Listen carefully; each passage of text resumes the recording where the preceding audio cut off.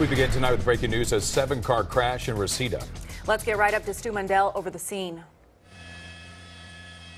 Yes, 7 cars total, 2 people taken to the hospital. Now it's happening out here on Satakoy, right by Yolanda. You can see some of those cars right there. Most of the vehicles were actually parked cars. Now LAPD is out here investigating this crash right now. Reports of high speeds might have been part of the problem this evening, but the portion of Satakoy is going to be closed between Wilver and Yolanda while this investigation is ongoing. 2 people taken to the hospital after 7 cars involved in a crash. Live in Sky 2 over Reseda. I'm Stu Mundell. Back to you 2 in the studio. He was coming towards me, but then I ran. Only on 2 tonight, we're hearing from twin girls who were attacked and almost kidnapped. Police are on the hunt for a dangerous man who tried to snatch one of the girls. CBS 2's Chris Holstrom is live in El Monte. Chris. Jeff and Crystal, the family was walking home from dinner when that man spotted the 2 little girls. He pulled over, got out of the truck, and then attacked those 2 little girls. It's very sad. They are scared and don't want to talk to people. Words no mother should ever have to say, but for Sylvia and her twin girls, it's reality. It was Saturday night. The 3 were almost home when out of nowhere, a stranger approached them. He just laughed at us. And he came from his car, and we were scared. He was coming towards me, but then I ran. And then after they got my sister, and they touched her in the privacy part. Police say the man also exposed himself, then picked one of them up and tried taking her back to his truck.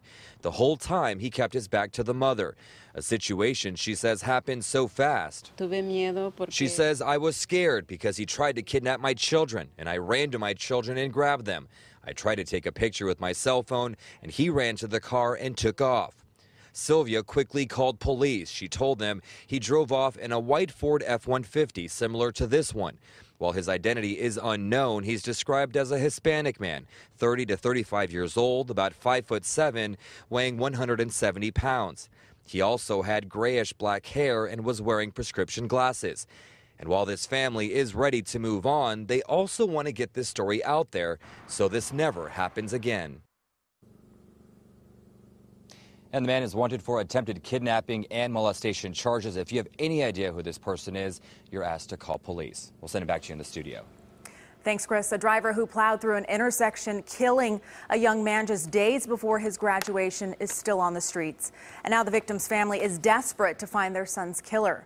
CBS 2's Rachel Kim is live in Compton near the scene of the crash. Rachel. Yeah, Crystal, Christopher Fourchon's father says his son and his friends were hanging out at his house here in Compton that night. They walked to the store to grab a snack, but Christopher never made it back. And tonight, this community is making sure he is not forgotten. Christopher was 19 years old, but he was my best friend. We talked every day. Gerald Fourchon still feels like his son Christopher will come by his house for a visit or call to catch up. Instead, this father is grieving the 19-year-old's tragic death. It's just so surreal. It just doesn't seem real. There's no way to describe it.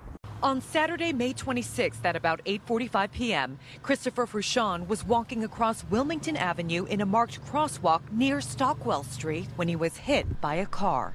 Sheriff's investigators say the driver was speeding when he or she ran the red stoplight. Surveillance cameras caught it moments after impact. Soon, you see a passerby and a passenger in a car on the other side run towards Christopher to help. But the driver who hit him never came back. Well, if they were to apologize, I would forgive them. I don't believe that anybody would do this on purpose. Gerald says Christopher was supposed to graduate from Manuel Dominguez High on Thursday. He was excited about life and had just taken his girlfriend to prom the week before he was killed. Gerald says everyone who loves him needs answers. I would hope that they would just come forward and clear your conscience. Investigators say the suspect's car is a mid-size sedan, possibly a Charger or Kia. It should have a lot of damage to the front end and or the roof because of the impact. All we can do is just cherish the memories that we have of him. Anyone with information about this case is asked to call the Compton Sheriff's Station. Meantime, Christopher's father tells us that he and Christopher's mom will be attending the graduation ceremony tomorrow to accept his diploma on his behalf. Back to you in the studio. Rachel Kim reporting live tonight at Compton. Well, there's reportedly a new controversial plan to deport illegal immigrants out of California much faster. LA Times is reporting U.S. border authorities will soon start taking immigrants through court in group hearings, with cases completed in just a mere hours. It's part of President Trump's initiative called Operation Streamline, and the details are still being finalized. We're told a similar expedited process is already happening in Arizona and Texas. And a Palmdale mother and her boyfriend will learn their punishment tomorrow for the murder of her son, Gabriel Fernandez. The 8-year-old boy was severely abused before he was killed in 2013. Pearl Fernandez and her boyfriend will be sentenced in downtown LA tomorrow. Well, Kate Spade's husband is opening up tonight about the designer's mental health struggles and their marriage. Andy Spade released a statement to the New York Times about her suicide, reading in part, "We were with her and in touch with her the night before, and she sounded happy. There was no indication and no warning that she would do this.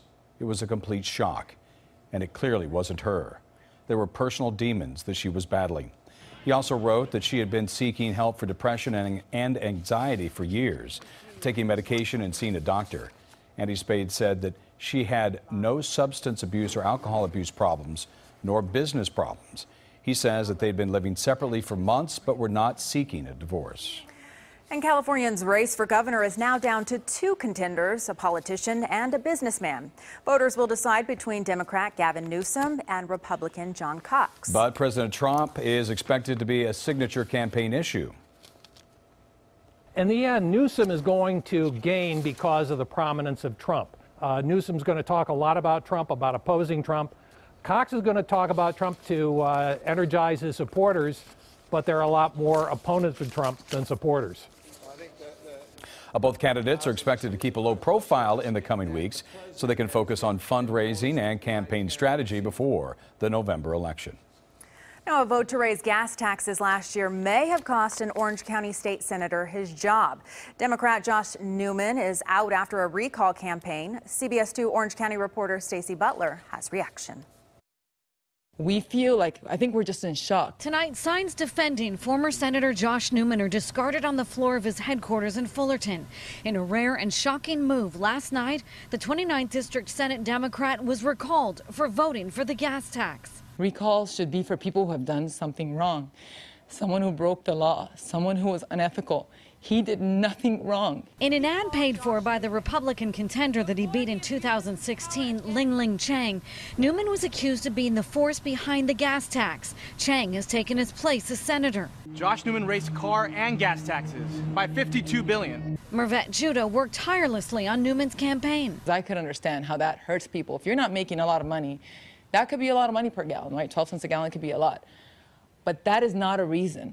Where are all the other senators that voted for the gas tax, including a Republican who actually was the deciding vote? Where are they?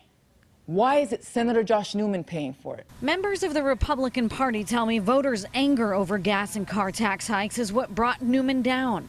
A recent USC poll found 51% of California voters want the recent increases to the gas tax and car registration rolled back. I make a little above minimum wage, so it's taking a lot out of my paycheck driving everywhere, especially to and from work. So having to spend that extra bit on gas is kind of wearing me down. A repeal of the gas tax increase will likely end up on the November ballot, where voters will be able to decide. In Fullerton, Stacey Butler, CBS 2 News. Southern California is known for its soul-crushing commutes, but what is worse, mornings or evenings? Our researchers at USC found out it's going to be the evening commute. Doesn't matter if you're taking the same exact route every morning and night, the evenings almost always end up longer. Here are some reasons why. In the morning, people are trying to get to office or school at a certain hour, and they have that one objective. In the evening, people are more prone to run errands and actually drive more mileage in the evening, which can clog up the roads a little bit more. I tend to think it's bad all the time in LA, but for example, the 5 South between the 10 and 605 is 38% slower in the evening. A 405 South between the 118 and the 10 also close to 38% slower, again for your afternoon commute. And the 10 east from Santa Monica to the 5, 36% slower. for your afternoon commute. Watch out, watch out! This guy is nuts. Watch out, watch out, watch out, watch out! Look at this. It's an unbelievably violent case of road rage in Sacramento. It started when something happened between the two drivers on Interstate 80. A man driving the white SUV followed another guy off the freeway, started ramming his car over and over. Then you see him right there jumping on the hood of the car. He kicked in the windshield. He kept all this up for about 8 minutes until police got there and eventually handcuffed him. A van full of prize show dogs is stolen and may be somewhere in California. A dog trainer was on his way to a dog show when he stopped at a Redding In-N-Out, and someone took off with the van while those pets were inside. The missing dogs belong to the trainer's clients. And it seemed to come out of nowhere. Several officers caught on camera beating a man. That's ahead. Plus this. I'm Greg Mills. Did you hear about that wild police pursuit from Tarzana to here in Glendale? Well, there's some things you didn't hear about, and those are only on 2. Coming up. Hey everyone, I'm Garth Kemp, out towards LAX. Talk about the weekend weather. It's all coming up. And here's a look at the guests tonight on The Late Show with Stephen Colbert.